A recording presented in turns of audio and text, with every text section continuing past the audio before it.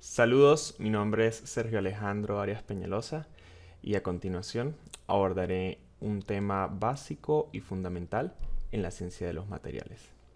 Específicamente, se ahondará en las diferentes propiedades de los mismos. En principio, es importante conocer el concepto de las propiedades. Este es un conjunto de características mesurables, es decir, que tienen la capacidad de ser medidas, que permiten calificar el comportamiento de un material de una manera determinada ante estímulos externos. Esto lo que indica es que las propiedades nos dan la información básica y fundamental de los diferentes tipos de materiales, compuestos, elementos y dependerá de nuestro objeto de estudio. Las propiedades se pueden clasificar de diversas formas, siendo la más popular esta que se encuentra en el diagrama. Se dividen en físicas y químicas. Las físicas son aquellas que, cuando son estudiadas, no implican un cambio en la estructura química o la composición química molecular del material. Mientras que por otro lado las químicas son aquellas que dependen de cómo reaccione un material al ser expuesto a otro y producirse una reacción de cambio de composición, es decir, una reacción química. Dentro de las físicas, a grosso modo, se encuentran las mecánicas, eléctricas, magnéticas, ópticas, térmicas y volumétricas. En primera instancia, las mecánicas se basan en cómo dependa el material con respecto a los estímulos externos de fuerzas. Las eléctricas dependen de su comportamiento en diversos circuitos o flujo de corriente eléctrica. Magnéticas en flujos de campo magnético. Las ópticas dependiendo de las propiedades de la radiación electromagnética.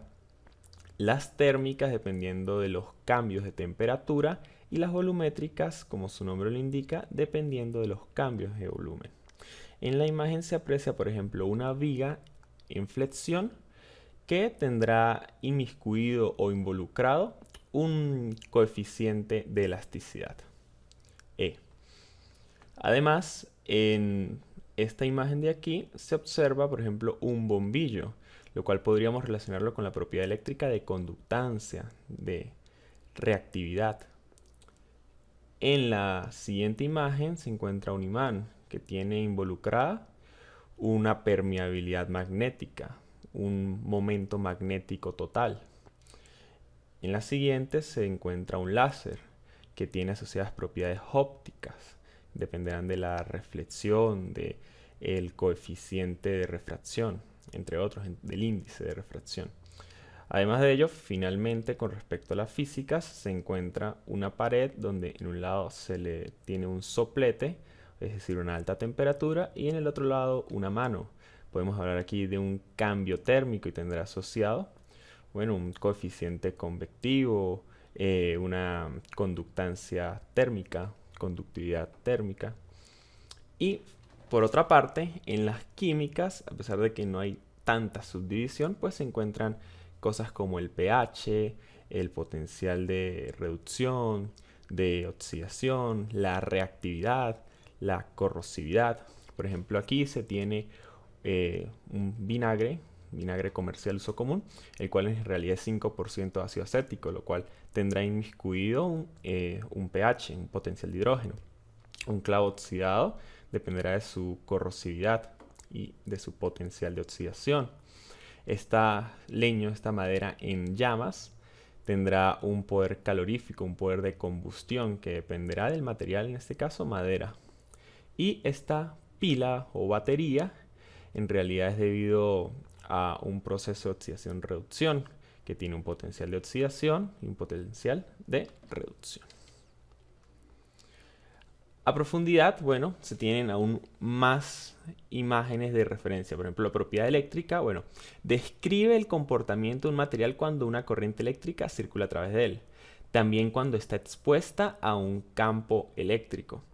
Aquí se tiene una madera a la que se le conectan dos bornes. Aquí se genera una diferencia de potencial.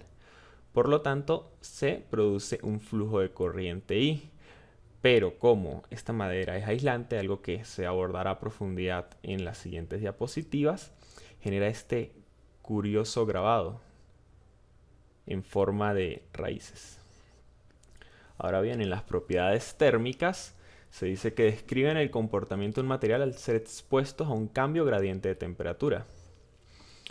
Típico ejemplo aquí, se tiene un trozo de hierro, el cual los metales tienden a tener buenas propiedades térmicas en cuanto a conductividad, al que se produce altas temperaturas a partir de la llama de un soplete. Entonces, a continuación, las propiedades químicas describen el comportamiento de un material al ser expuestos ante una reacción o elemento que altere su composición o estructura química. Aquí se tiene un vaso con burbujas, pero en realidad es vinagre al que se le añadió bicarbonato de sodio. Como el vinagre tiene una propiedad involucrada de pH ácida por su naturaleza y el bicarbonato tiene una propiedad de pH básica, se generará una reacción de ácido-base, lo cual produce este burbujeo de dióxido de carbono. Por otra parte, las propiedades magnéticas describen el comportamiento de un material cuando un flujo magnético circula a través de él. Aquí se observa un imán con limaduras de hierro. Las limaduras tenderán a alinearse de esta manera. Esta manera son las líneas de acción del campo magnético resultante. A continuación, las propiedades electroquímicas. Esto es una mezcla entre propiedades eléctricas y químicas, como su nombre lo indica. Se dice que describen el comportamiento de un material al ser expuestos ante una reacción de oxidación-reducción. Todas las pilas o baterías que utilizamos en nuestros controles, en ciertos dispositivos electrónicos, incluso en los relojes de mano, tienen involucrada un proceso de oxidación-reducción. Y todo proceso de oxidación-reducción a su vez tiene inmiscuido ciertas variables y propiedades como lo son el potencial de reducción que ocurre en el cátodo aquí y un potencial de oxidación que ocurre en el ánodo. Entonces, por ejemplo, aquí se tiene un ánodo polo negativo, el cual es pasta de zinc. Este zinc tiene un potencial de oxidación. Y en el cátodo una mezcla de carbono y dióxido de manganeso. Bueno, este carbono, bueno, en este caso este dióxido de manganeso tendrá inmiscuido un potencial de reducción. Luego tenemos las propiedades mecánicas. Describen el comportamiento de un material al ser expuestos a una fuerza o esfuerzos de diferente tipo. Se tiene una estructura con una serie de vigas típica en las diferentes construcciones de galpones. Bueno, cada una de estas vigas tendrá un esfuerzo que dependerá del módulo de elasticidad del material, de su resistencia a fluencia. Todo esto son propiedades intrínsecas intensivas de la composición química del material, de este acero al carbón, acero con aluminio, etc. Continuamos con las propiedades ópticas. Describen el comportamiento de un material al ser expuestos a radiaciones electromagnéticas en forma de ondas o partículas. Esto se le llaman fotones. Un caso típico es un vaso de agua cilíndrico. El agua tiene un índice de refracción. Por lo tanto, al colocarle un pitillo, podemos ver que por la parte de arriba, o sea que aquí hay aire que también tiene un índice de refracción, el pitillo tiene esta trayectoria. En teoría debería ser completamente recta, pero cuando se observa el pitillo a través del agua, debido a este índice de refracción, que es una propiedad óptica de la naturaleza del agua, se observa este desfase. Esto es una manera de observar que allí se encuentra una propiedad inmiscuida. Y finalmente, las propiedades volumétricas y de fusión. Se dice que describen el comportamiento de un material al cambiar su volumen debido a la temperatura a la que se expone, es decir, cuando existe un gradiente de temperatura entre un punto y otro. Este es un cubo, o sea, podría ser cualquier tipo de material, en que en invierno tiene este volumen inicial sub cero, pero cuando llega verano, en este caso en los climas templados, se observa que este volumen será mayor al sub cero. De hecho, se habla de un volumen sub cero más un delta de volumen. Esto ocurre, por ejemplo, en zonas como en España, en Estados Unidos, en Argentina, con condiciones climáticas donde incluso sin necesidad de invierno y verano en el resto del mundo, si hay una gran diferencia entre la temperatura de la tarde o de la mañana, del mediodía, con respecto a la temperatura de la medianoche, se puede producir estos cambios notables. En los edificios donde hay escalones de madera, por eso es que en la noche la madera se dice que suena o resuena. Es porque la madera se ha dilatado a lo largo del día al recibir ese calor proveniente de la radiación electromagnética del sol, y cuando llega la noche y disminuye la temperatura procede a contraerse. Como estaba dilatado una con la otra solapada y se contrae, produce ligeros esfuerzos superficiales que harán que suene. Ahondando en diversas propiedades específicas, es importante destacar dentro de las propiedades eléctricas la conductividad. La conductividad es una propiedad que cuantifica la facilidad con la que las diferentes cargas pueden moverse a través de un material al ser sometido a un campo eléctrico, una diferencia de potencial, una tensión, un flujo de corriente. Ok, esto lo que implica es que la conductividad dice qué tan fácil puede pasar la electricidad por un respectivo material, sin importar las condiciones geométricas. O sea, la conductividad y posteriormente la resistividad que veremos dependen netamente de condiciones del material, de la naturaleza. Más sin embargo, puede verse afectado por cosas como la temperatura, pero no dependerá de las condiciones geométricas o de la masa del material. Esto se hablan de propiedades intensivas.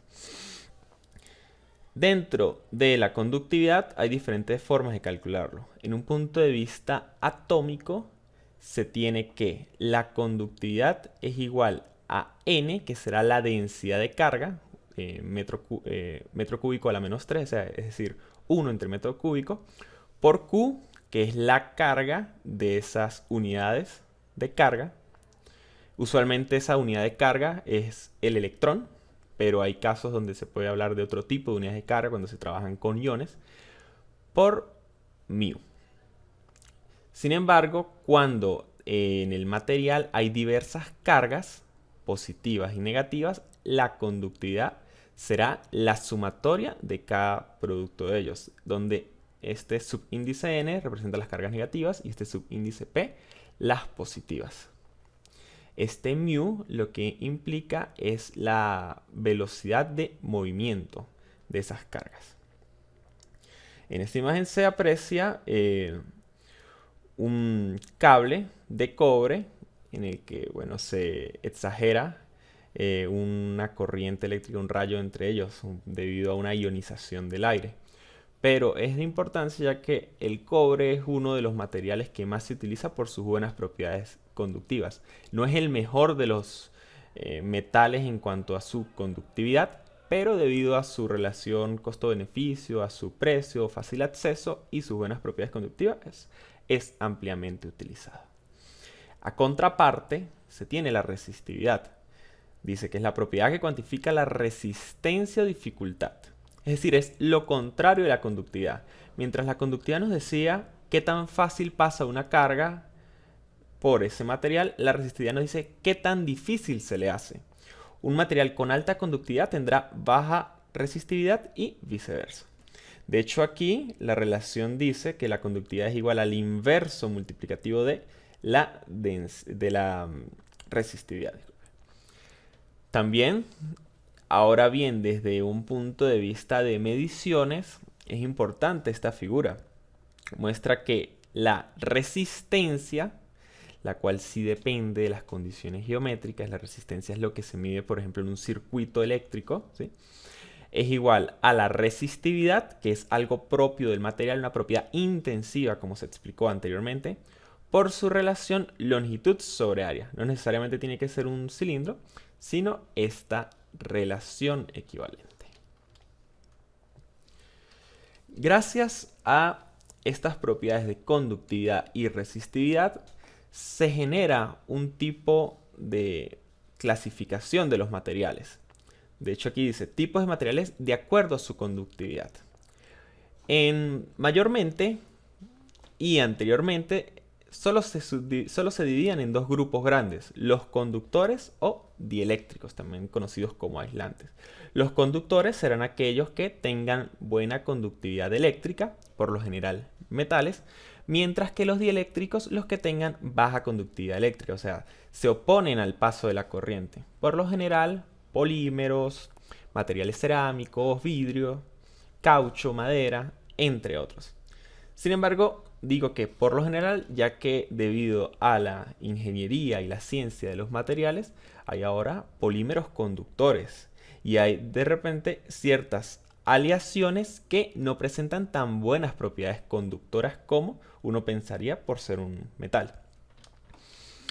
Aquí se aprecia un cable de cobre, buen conductor, y en el dieléctrico se aprecia el mismo cable de cobre que, curiosamente, se tiene el cable de cobre que es conductor rodeado de este plástico, por lo general es policloruro de vinilo, PVC, y a su vez rodeado de una capa de policloruro de vinilo aún de mayor grosor.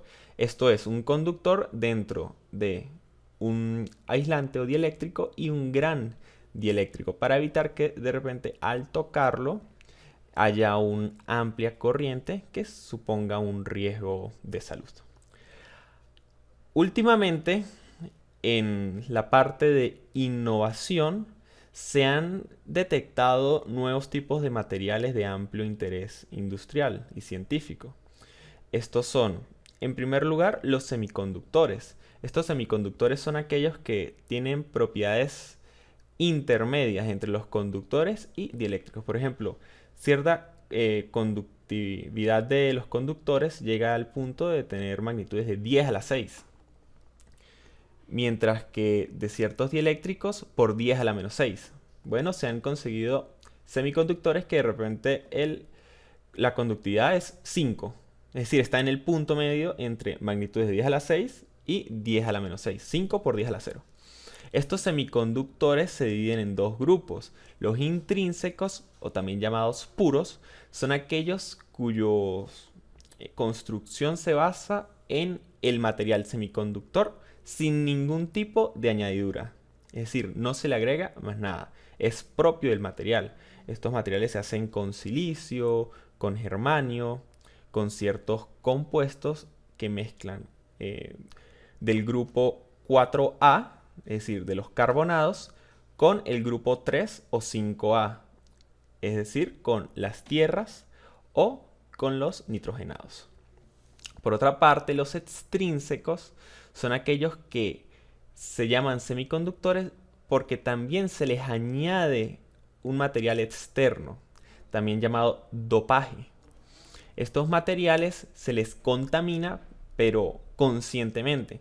Existen los tipo N, donde una base, una matriz de silicio, se le agrega grupos 5A, es decir, nitrogenados, por ejemplo, fósforo, entre otros.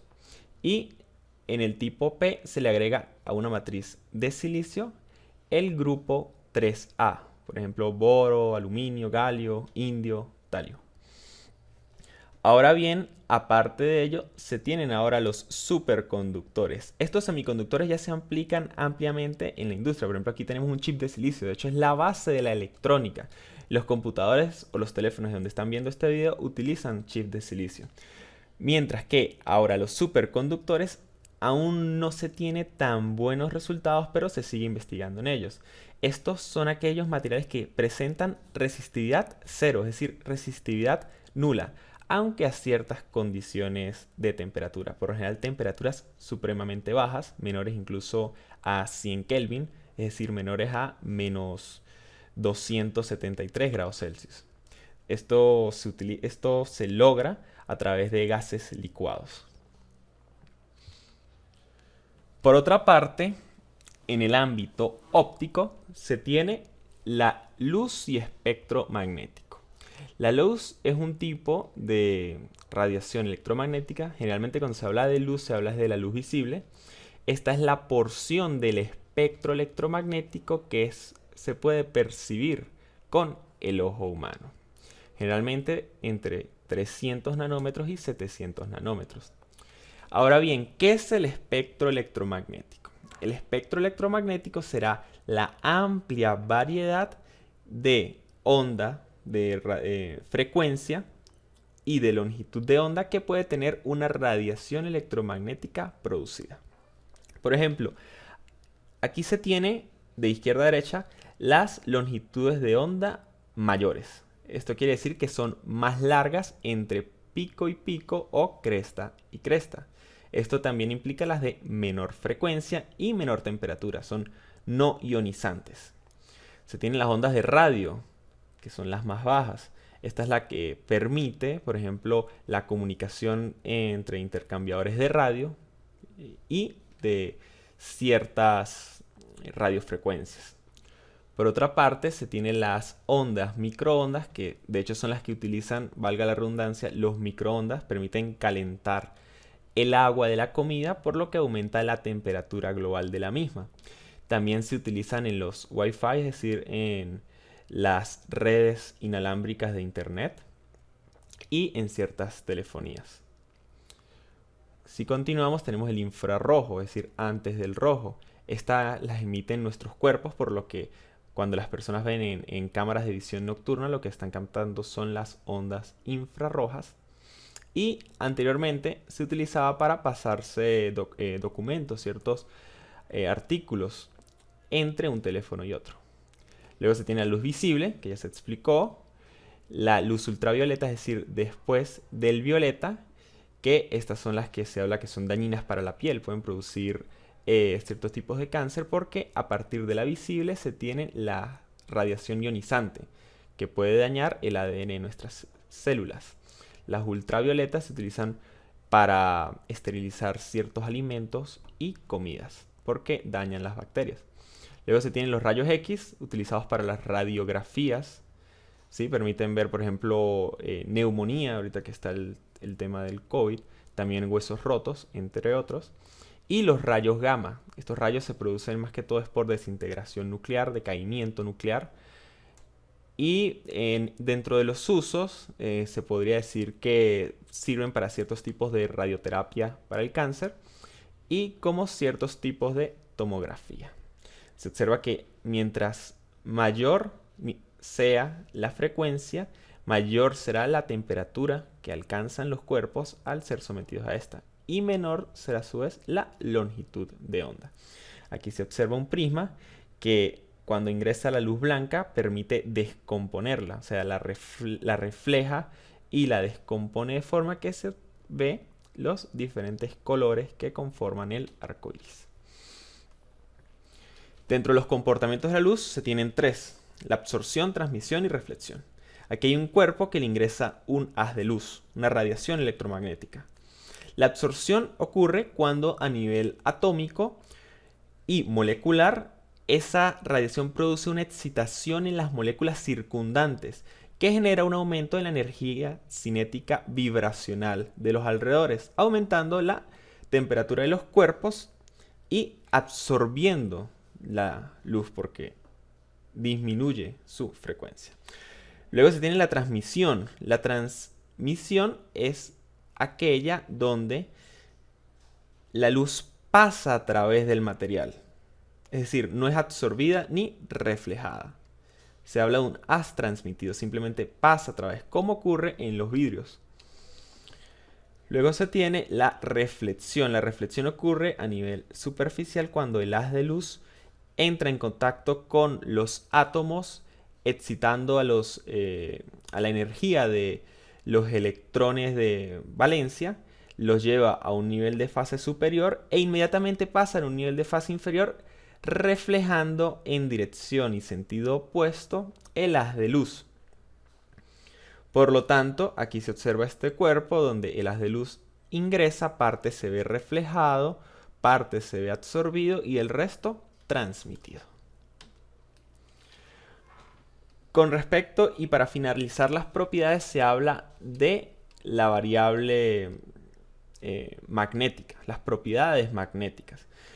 En primer lugar, es importante conocer lo que es un imán. Un imán es cualquier cuerpo o material que es capaz de producir un campo magnético y atraer hacia sí o ser atraído hacia otro imán o hacia cualquier otro cuerpo de hierro, cobalto, es decir, materiales que presentan propiedades magnéticas positivas. Aquí se observa un imán, tiene un norte, tiene un sur. Los imanes no existen los monopolos magnéticos, es decir, por más que se parta un imán en n pedazos, siempre existirá una parte que será el norte, una parte que será el sur. En el norte salen las líneas de acción que se observan y el sur es el sumidero. Luego se tiene lo que es el magnetismo. El magnetismo es lo que explica lo que ocurre en el imán. Es un fenómeno físico por el cual los materiales ejercen fuerzas de atracción o repulsión sobre otros materiales, en este caso de tipo magnético. Aquí se observan las líneas que en la vida real se ven de esta manera al colocarle limadura de hierro. Existen diferentes tipos de magnetismo. Hay tres fundamentales. Están el magnetismo paramagnético, que ocurre cuando un cuerpo puede tener puede tener electrones de valencia desapareados, ¿correcto? O sea, desorganizados, pero cuando se le coloca en presencia un campo magnético, estos se alinean levemente. Esto ocurre mayormente en los cuerpos que tienen electrones de valencia en orbitales desapareados, mayormente el grupo B. Y también ciertos como el aluminio, el magnesio.